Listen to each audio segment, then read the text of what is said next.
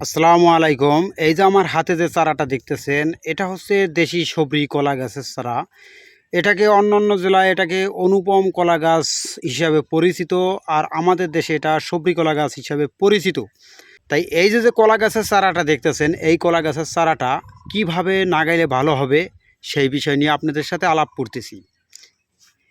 এই যে কলা গাছের চারাটা দেখতেছেন, এই কলা গাছের চারাটা কোন নিয়মে লাগাইলে ভালো হবে সেই বিষয় নিয়ে বলতেছি।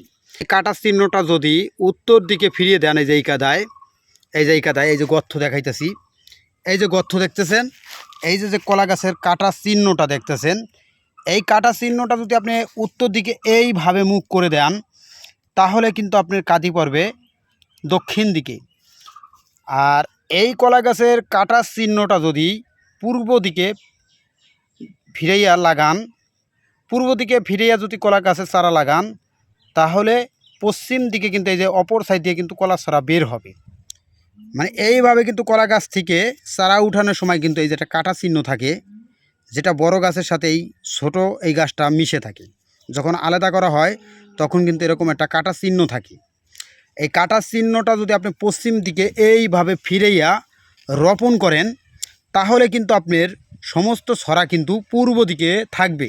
যেই দিকে কলার কাঁদিতে রোদ বেশি করে ভরপুর পাবে, ওই দিকে যাতে ছড়ার কাঁদিটা পড়ে, ওরকম নিয়ম করে কিন্তু কলা গাছ লাগাতে হবে। কলার কাঁদি বলেন বা ছড়া বলেন, যে নামে পরিচিত, আমাদের দেশে এটাকে কলার ছড়া বলে, অন্য অন্য অন্য দেশে ওটাকে কলার কাঁদি বলে। পশ্চিম দিকে যদি এই কাটা চিহ্নটা রাখেন, তাহলে কিন্তু পূর্ব দিকে এই ছড়াটা বের হবে। উত্তর দিকে যদি এই কাটা চিহ্নটা দেন, তাহলে কিন্তু এরকম অপর সাইড দিয়া দক্ষিণ সাইড দিয়ে কিন্তু কলার ছড়া বের হবে। রোদ্রের সংখ্যাটা বেশি পায় ওই দিকে যাতে ছড়াটা থাকে, ওই সিস্টেম করে আপনি লাগাবেন।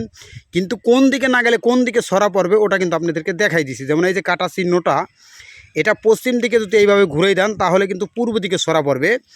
আর এই কাটা চিহ্ন, এই যে দেখতেছেন কাটা চিহ্নটা, এটা যদি আপনি উত্তর দিকে ফিরিয়ে দেন, দক্ষিণ দিকে ছড়া পড়বে, কলা গাছের ছড়া পড়বে।